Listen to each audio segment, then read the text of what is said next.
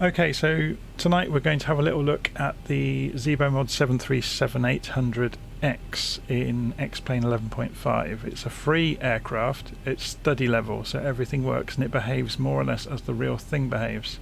And we're going to compare it against the experience of doing the same circuit at Edwards Air Force Base that we did with the 747 in Flight Sim 2020, just to see where the differences are. So we're ready to go on the runway. We're just going to use heading select mode on the autopilot to fly around our circuit. So we'll climb up to 5,000 feet. We're already at 2,200 on the ground here. We'll climb up to 5,000, do a left turn to 45 degrees, fly past the airport, do another left turn back into 226, and then come in on the ILS. And then on final approach, we will see what happens. Okay.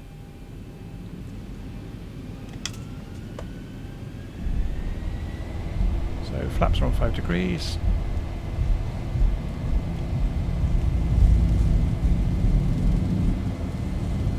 knots. So 120-ish to rotate. So let's pull the nose. And we're up. Positive rate.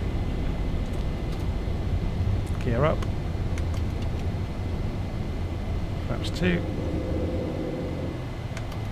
Flaps 1. 400.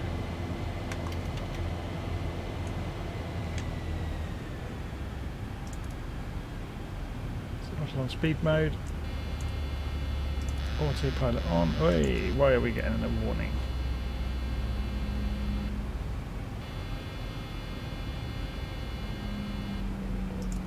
There we go. Trying to do things a bit too quickly. Turn the warning off. So auto throttle is engaged, autopilot is on. We're on heading select mode. It's climbing to 5,000 feet.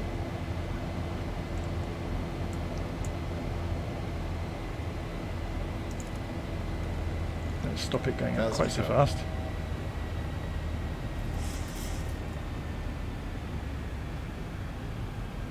Okay, so a bit of a zoom climb there, but we're at Edwards Air Force Base, so I think we're allowed to get away with that sort of thing at Edwards. So let's turn heading select mode to 45. Actually, let's go for, yeah, 45 will be fine.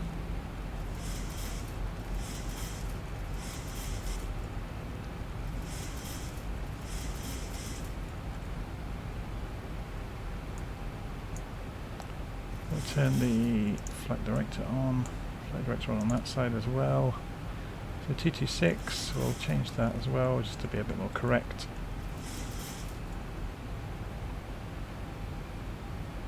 Okay, so it's looking good. We can switch this to approach mode because we're really not going to need the map. Once we stop our turn, we'll be able to see out the window and see the airport going past. The air base, I should say.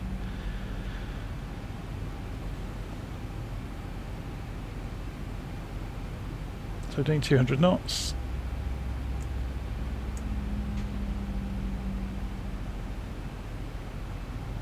Probably increased for 220 knots on the downwind leg. You can see it reacting completely smoothly and predictably, unlike what you might see in Flight Simulator.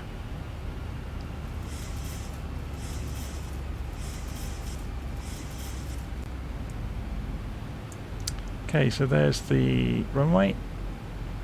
We're going to land on the big runway, so if we zoom in, that's the runway we're going to land on, the big one. We took off from the smaller one.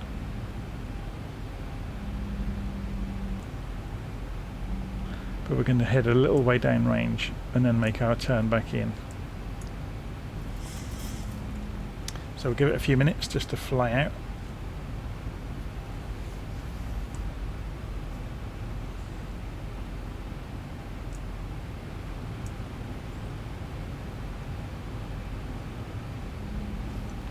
If we go and have a look on little nav map, let's clear the screen up so we can see where we are. So we have a tailwind. Oh, let's stop this from centering itself. Make this nice and short. There we go. So yeah, we're going to fly out, come back round, come in on the ILS, and then we'll flare it out during the final approach. I don't think auto land is available at Edwards. You need dual channel. I don't know if it will give us that information actually in here. So if we pull up the Edwards information, it's a good point. Where is the marker for the airbase? Show information for the ILS. Am I being a bit dim here?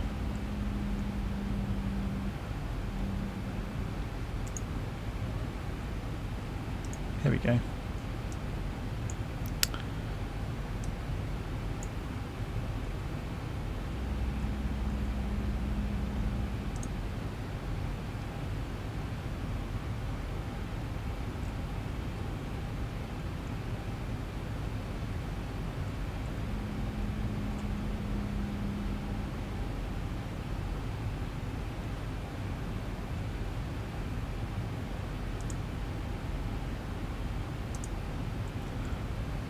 ILS Cat 1, yeah, it doesn't do Cat 3.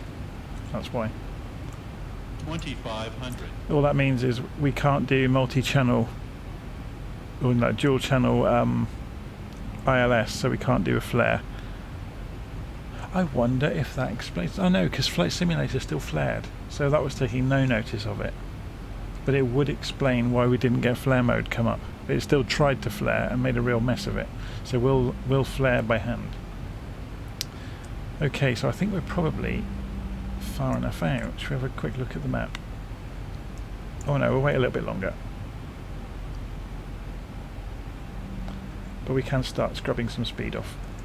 So we're down to 180 knots.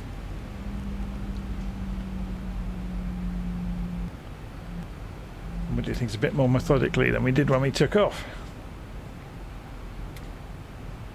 So we're just waiting for the speed to scrub off.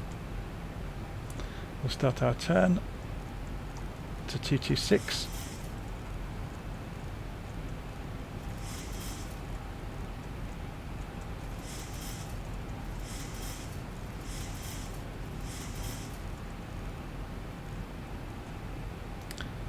So when we come around the corner, we should discover the ILS. Well, the horizontal part is already lit up. We should see the vertical marker come up as soon as we get past 90 degrees and it sees it.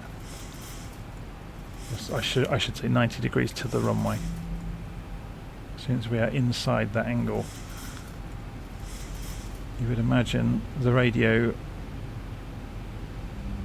would make sense to the avionics, and it would suddenly, yeah, here it comes, look, even before we got there.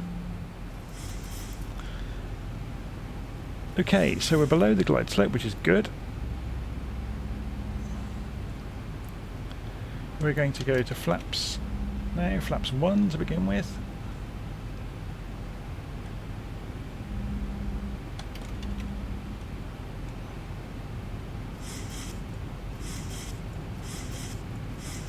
We're going to engage approach mode and let this take over, because we're off to the left because you remember we slowed down, so we've made a tighter turn.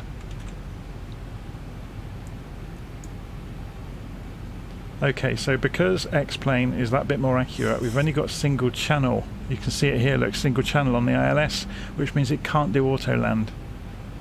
But it can at least get us in over the threshold, and then we can take over. So what I'm going to do, way in advance, is disable the auto throttle, and I'm going to take control of the throttle. So we're still feeding in. Well, here comes the ILS, look. The marker. So all we've done, we've got no VNAV or anything, all we've got is approach mode on. And it's descending. So this, the column, control column moving around is the aircraft doing that.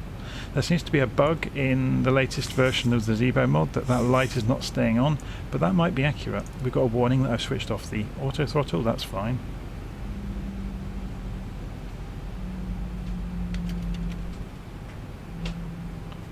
So we're feeding in more flaps and cutting the speed. So I'm just looking at the flap indicator here to see what we've got so far. It's now complaining we haven't put the wheels down when we went to 15-degree flaps. See, there's a lot more fidelity in the warnings that you get in the Zibo. So we've now got a significant amount of drag. And you can see the speed falling off, so I'm having to increase the throttle to match it. So there we go, we're at 40-degree flap now. Just stop this from flashing at us. So we'll say we'll leave it on 140 because that's about the speed we'll be looking for.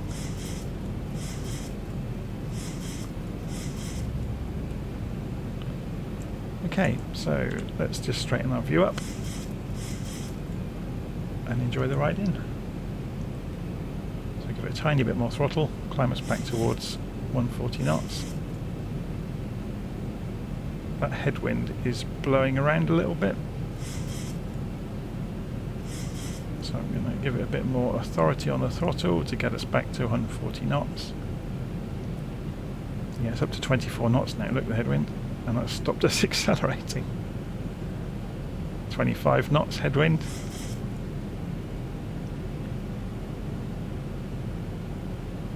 .23 knots headwind, yeah, it's a little bit blustery.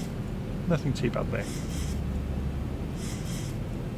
Okay, so we're stabilised at about 140, yeah, it's going to be a job to hold the speed very accurately because of the wind moving around. So we've got the gear down,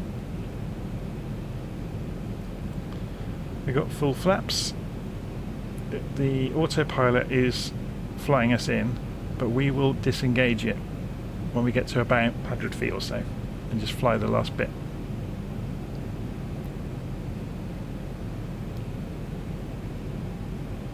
You can see it's a little bit turbulent out there, it's moving around. The huge difference with X-Plane over Flight Simulator is X-Plane actually models the air hitting the aircraft, and that's how it models how it should behave in the air. So it's doing a simplified version of fluid dynamics, computational fluid dynamics on the aircraft. They call it blade element theory, but it does make a very much more accurate simulation of what the shape of an aircraft would behave like as it moves through the air. So obviously if it then models unstable air, then that's going to move the body of the aircraft around. But the huge benefit is you get natural reactions to things like adverse yaw, and when you turn the side of the body of the aircraft to the wind, so yawing will actually cause a sideways moment, unlike Flight Simulator where you can yaw all over the place and you won't go sideways very much. So it does mean you, in an aerobatic plane you could do knife edge and things like that, which Flight Simulator just doesn't. Okay, let's get ready to concentrate. So we're about 100 feet we'll come off the autopilot, then about 30 feet we'll just drop the throttles and float onto the runway. 300.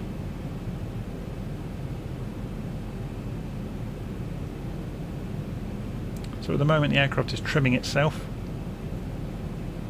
200.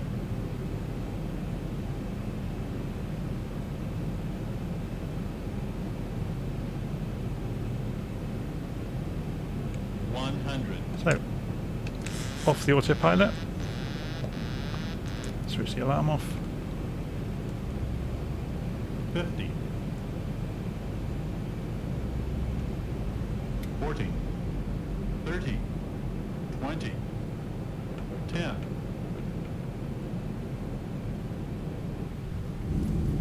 And how much more stable and consistent was that than Flight Simulator? So the brakes, thrust reversers. 80 knots. Off the thrust reversers, off the brakes, lift the flaps, and we're down, and it was entirely consistent, wasn't it?